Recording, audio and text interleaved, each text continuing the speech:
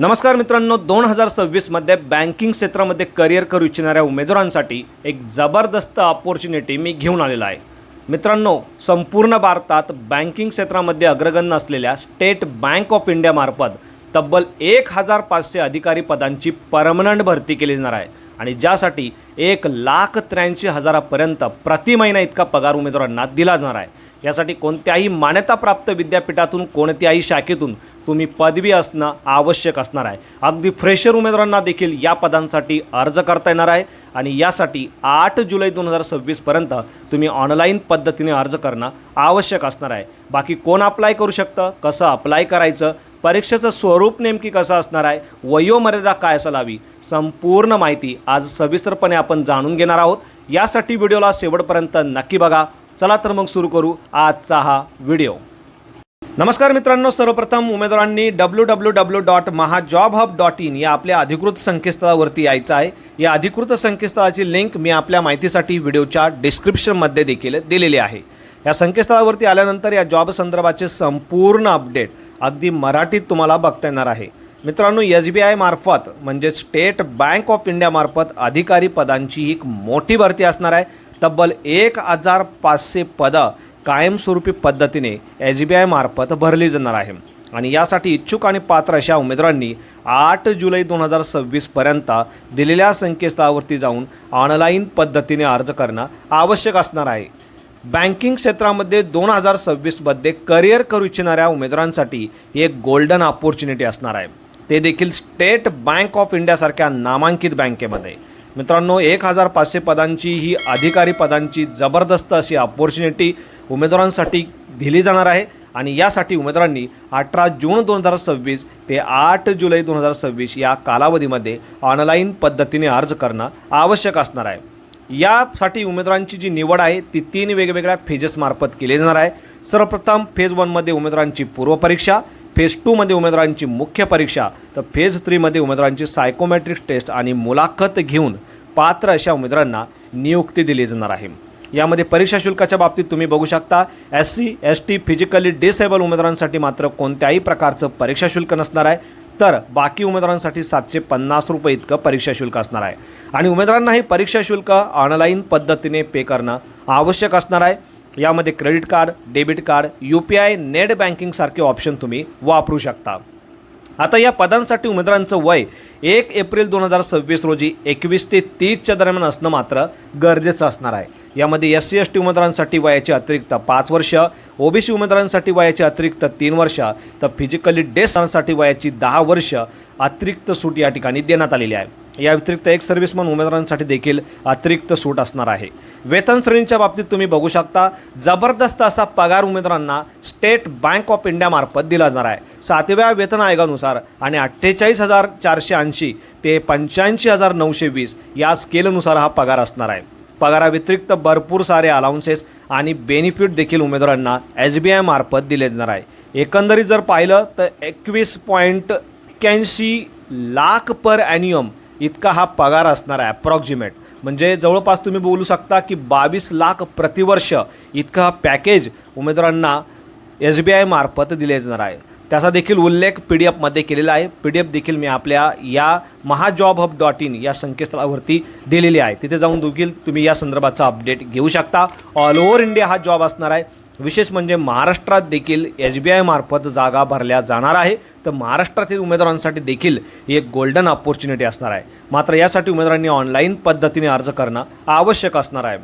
निवड प्रक्रियेच्या बाबतीत तुम्ही बघू शकता, 3 फेजेसमध्ये उमेदवारांची एक्झाम घेतली जाणार आहे. सर्वप्रथम पूर्वपरीक्षा, मग मुख्य परीक्षा आणि सर्वात शेवटी सायकोमॅट्रिक टेस्ट, ग्रुप एक्सरसाइज आणि मुलाखत घेऊन पात्र अशा उमेदवारांना नियुक्ती या पदासाठी दिली जाणार आहे. यामध्ये पूर्वपरीक्षेमध्ये जे उमेदवार क्वालिफाय झालेले आहे 10 टाइम्स उमेदवारांना, जागा किती आहे, 1500 जागा आहे, तर 15,000 उमेदवारांना मुख्य परीक्षेसाठी बोलावलं जाणार आहे. त्यानंतर मुख्य परीक्षा क्वालिफाय केल्यानंतर 3 टाइम्स उमेदवारांना म्हणजे 4,500 उमेदवारांना पुढची जी प्रोसेस आहे फेज 3 साठी बोलावलं जाणार आहे. तर अशा पद्धतीने एकंदरीत ही प्रोसेस असणार आहे. यामध्ये मित्रांनो फायनल जी मेरिट लिस्ट तयार केली जाणार आहे ते तुमचे मेन एक्झामचे, ग्रुप एक्सरसाइज आणि मुलाखतीचे मार्क विचारात घेऊनच केले जाणार आहे. यामध्ये पूर्व परीक्षेचे मार्क फायनल म्हणजेच अंतिम मेरिट तयार करताना विचारात घेतले जाणार नाही, हे लक्षात ठेवायचं आहे. विशेष म्हणजे कोणत्याही मान्यताप्राप्त विद्यापीठातून कोणत्याही शाखेतून 30 सप्टेंबर 2026 पूर्वी तुम्ही ग्रॅज्युएशन पूर्ण आहात म्हणजे पदवी पूर्ण आहात तर तुम्ही या पदांसाठी अर्ज करू शकणार आहात। या व्यतिरिक्त engineering, medical, CA, cost accountant, integrated dual degree या क्षेत्रातील उमेदवारांना देखील या पदांसाठी अर्ज करता येणार आहे। कायमस्वरूपी असा हा जॉब असणार आहे। या संदर्भाची अधिकृत जाहिरात तुम्ही या ठिकाणी क्लिक करून बघू शकता। ॲप्लिकेशनची लिंक देखील मी या ठिकाणी दिलेली आहे। वेबसाईटची लिंक तुम्ही या ठिकाणी क्लिक करून बघू शकता। यामध्ये मित्रांनो खाली गेल्यानंतर तुम्ही बघू शकता कोणकोणती कागदपत्र तुमच्याकडे असणं या ॲडव्हर्टाइजमेंटसाठी आवश्यक असणार आहे।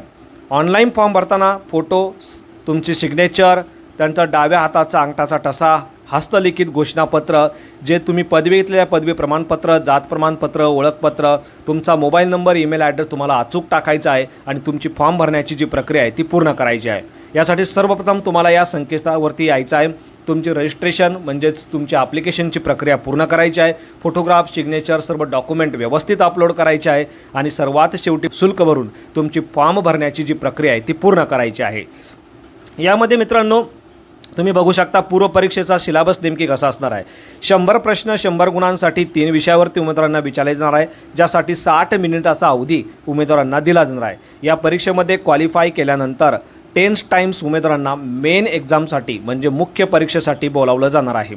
मुख्य परीक्षा देखील तुम्ही या ठिकाणी बघू शकता। यामध्ये ऑब्जेक्टिव्ह टेस्ट आणि डिस्क्रिप्टिव्ह टेस्ट अशा दोन्ही स्वरूपाच्या टेस्ट असणार आहे। ऑब्जेक्टिव्ह टेस्ट 170 प्रश्न असणार आहे 200 गुणांसाठी, ज्यासाठी 3 तासाचा अवधी उमेदवारांना दिला जाणार आहे। 4 वेगवेगळ्या विषयावरती हे प्रश्न तुम्हाला या ठिकाणी पाहायला मिळणार आहे। या व्यतिरिक्त डिस्क्रिप्टिव्ह टेस्ट देखील 30 गुणांची असणार आहे, ज्यामध्ये 3 प्रश्न असणार आहे आणि ज्यासाठी 30 मिनिटाचा अवधी उमेदवारांना दिला जाणार आहे।